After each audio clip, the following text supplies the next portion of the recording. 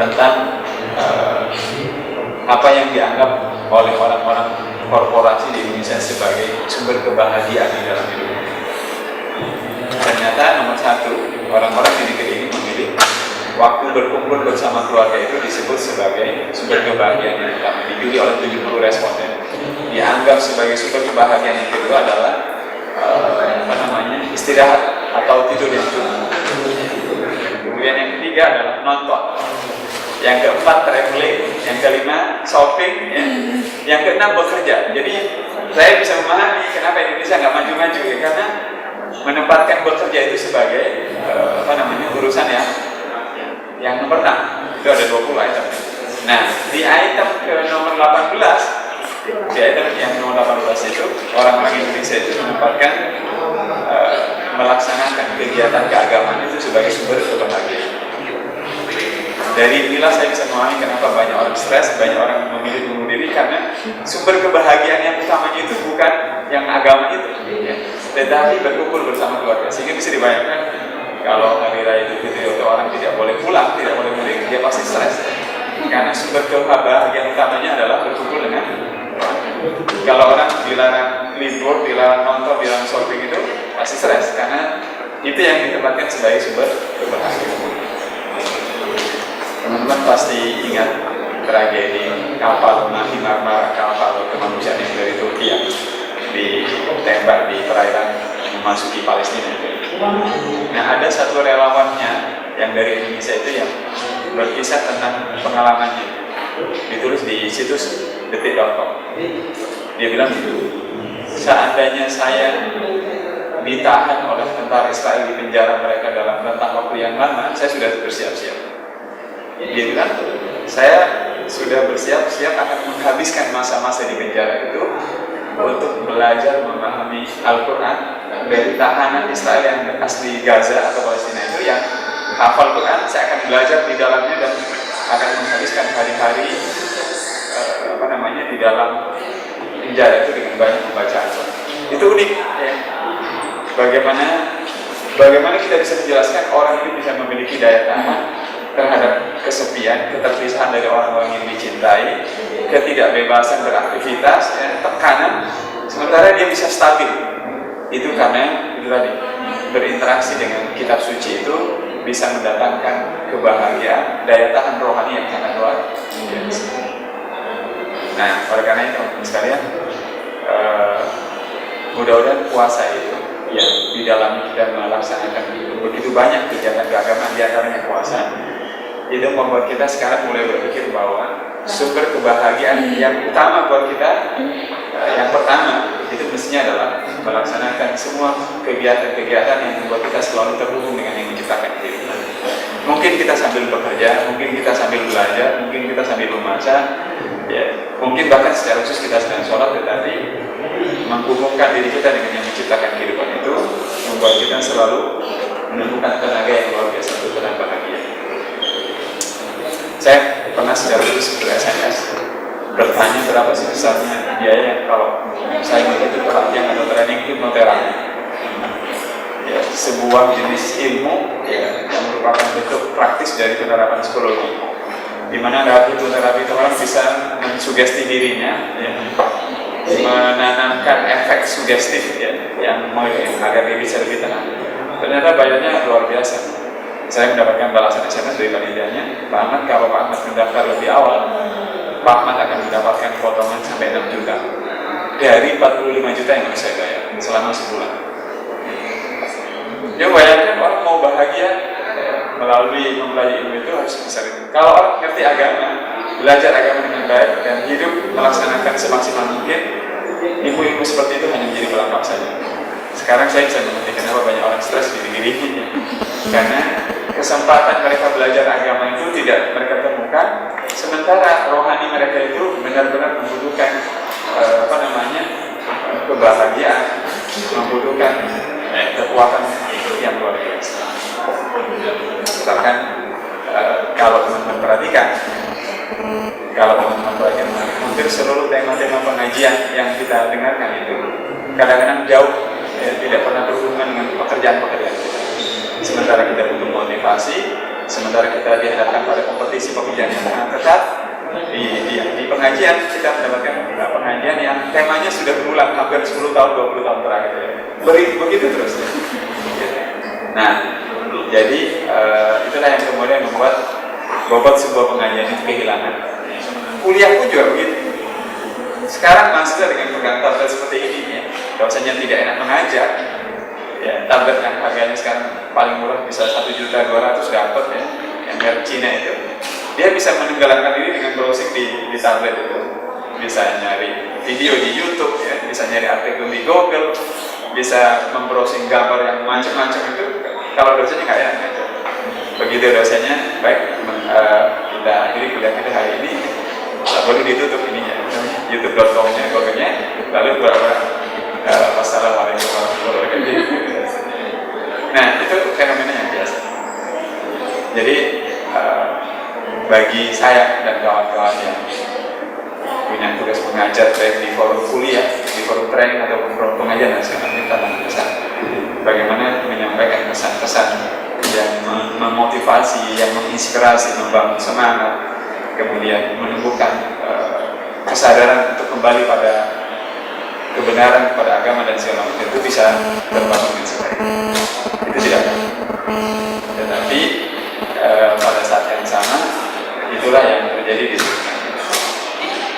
Kalau teman-teman lihat sampai sinetron pun yang disukai di negeri ini adalah sinetron yang cenderung yang sangat entertain, yang sangat sekedar menghibur, tetapi nilai edukasinya rendah. Nah,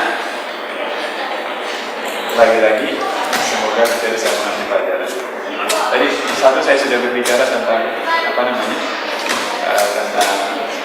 tentang bagaimana puasa itu bisa membentuk kita menjadi orang yang lembut dan menghargai orang lain. Yang kedua, mudah-mudahan puasa itu membuat kita bisa menggeser sumber kebahagiaan kita dari hal-hal yang kita jadikan sumber kebahagiaan yang bersifat materi, ya, kepada sumber kebahagiaan yang tidak pernah habisnya, ya, karena kita memiliki hubungan yang kuat dengan Allah Subhanahu wa Ta'ala. Kebetulan untuk tema ini saya punya akun Facebook, alamat Facebook @alkom.com itu.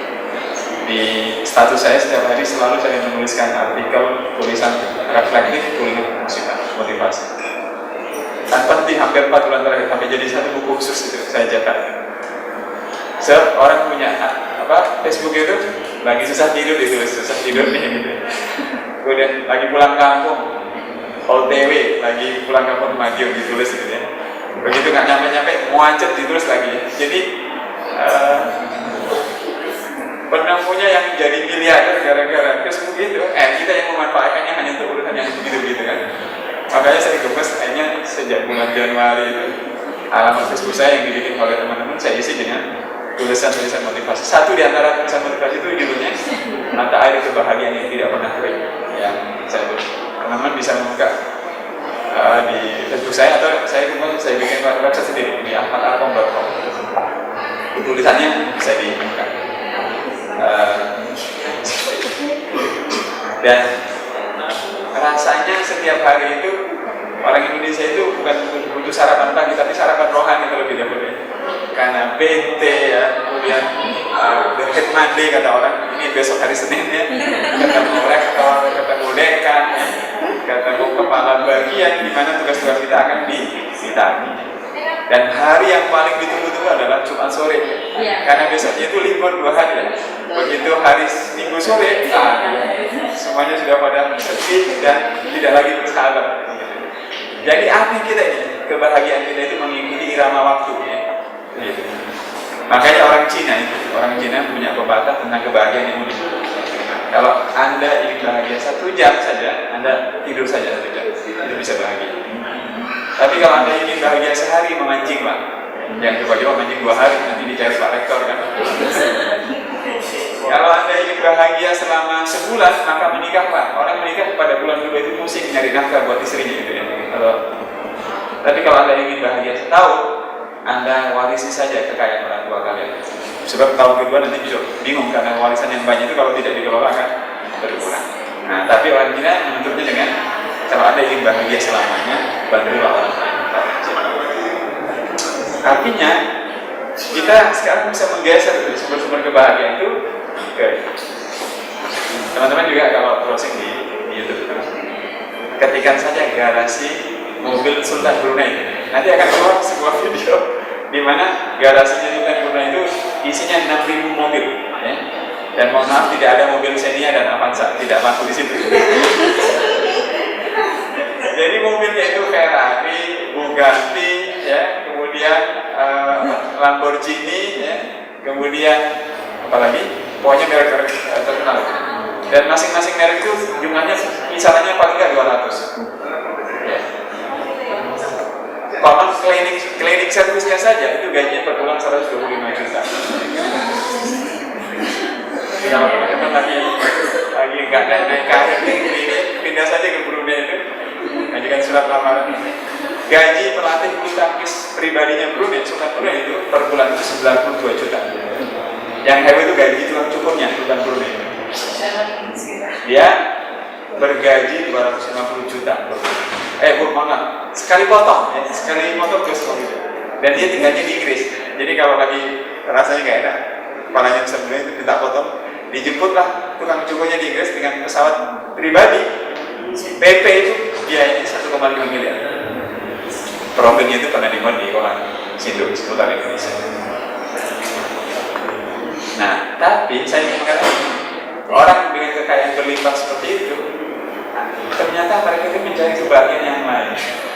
Buktinya orang paling kaya di dunia, Bill Gates, dengan kekayaan hampir 570 triliun, itu donasinya atau uang yang diberikan untuk kepentingan kemanusiaan di Afrika untuk penelitian berbagai penyakit untuk dicarikan vaksinnya itu, donasinya itu menembus angka 93 triliun sepanjang tahun 2010. Kenapa? Karena rasanya di atas kekayaan yang membahagiakan itu masih ada jenis kebahagiaan yang tidak bisa yaitu dengan cara seperti orang kiri bilang, kalau Anda ingin bahagia selamanya bangunlah ulang. Agama mengatakan lebih fundamental, sebaik-baik manusia adalah orang yang paling bermanfaat bagi orang yang lain. Nah, tapi teman-teman, untuk menjadi orang bahagia tentu tidak perlu berupaya, ya. Ada seorang PNS di Jawa Tengah namanya Pak Juju Junaidi. PNS dia mungkin golongan 2A atau 2B lah. Sepulang kerja itu kira-kira jam 1, jam 2, dia setelah sholat gitu, keliling di 8-9 desa, di desa-desa terpencil dia membawa majalah, buku, dan bacaan apa saja untuk diperkenalkan di 8-9 desa itu, karena penduduk di 8-9 desa itu sangat tertinggal. Di samping secara geografis jauh dari perkotaan, mereka juga benar-benar tertinggal. Orang kemudian menyebut Pak Juju Junaidi itu sebagai perpustakaan keliling. Jadi nunggu jadi orang bermanfaat, jangan nunggu kaya susah, nggak bisa bermanfaat bagi orang lain, kan? Nah, teman-teman sekalian, kita bisa membentukkan tubuh seperti ini. 2 hari yang lalu saya nulis di status Facebook saya, beriku cermin yang membantu kita tumbuh. Itu ada 8 orang yang saya ceritakan. Orang-orang biasa, tapi benar-benar membuat saya pribadi itu benar-benar seperti bercermin. Satu adalah 3 orang yang selalu mendahului kami di warga perumahan di Propolis. Kalau selalu udah profesi yang satu pemulung, yang kedua penjual air yang keluar masuk kamp, yang ketiga pedagang kelontong keliling yang jualan kebutuhan. Itu melihat 3 orang itu rasanya saya bercermin sekali. Satu itu. Yang kedua, penyapu di kompleks pertokoan Pondok Chandra. Masalahnya dia nyapunya mulai jam 2 dini hari atau setengah 3 dini hari, tapi upahnya hanya 10.000. Tapi dedikasinya luar biasa. Yang ketiga yang saya tulis di situ adalah seorang tukang becak di Solo yang setiap hari Jumatnya selalu menggratiskan bagi orang yang menumpang dia. Jadi pokoknya hari Jumat dapat jatah gratis untuk menumpang. Kalau dibayar nggak mau. Saya sudah azam Pak, pokoknya kalau hari Jumat saya gratiskan semua penumpang saya. Hebat kan? Yang keempat yang saya ceritakan itu adalah seorang mantan sopir angkot yang pada akhir hidupnya, artinya setelah dia tidak jadi sopir angkot, dia mendedikasikan hidupnya sebagai pembersih masjid. Tetapi mengakhiri hidupnya, meninggal itu menjelang setelah saya mandi, sudah berpakaian mau berangkat Jumatan, kemudian dia meninggal. Luar biasa. Belum pernah itu di desa saya belum pernah ada orang yang kalau ditahlili di masjid hanya orang itu, padahal hanya sopir angkot biasa. Yang keenam yang saya ceritakan itu saya lupa, teman-teman kalau buka di ahmadarkom.com di website saya itu Ahmad Arkomnya AKHMAD ARKY-nya. Kalau nggak pakai H itu nanti ketemu anak kecil fotonya AKHMAD ARKY. Barusan di websitenya baru jadi hari ahmadarkom.com. Nah nanti ada judul beribu cermin yang membantu kita tumbuh. Itu saya bercerita tentang ternyata Allah menyayangi kita dengan cara membuat kita itu bisa menemukan cermin dari ribuan banyak manusia, bukan orang luar biasa tapi orang-orang biasa, tetapi pada titik dan pada waktu tertentu mereka sedang melakukan tindakan-tindakan yang luar biasa. Sehingga kita berharap Ramadan itu bisa membuat kita seperti itu. Mungkin itu saja yang bisa saya obrolan ringan ini.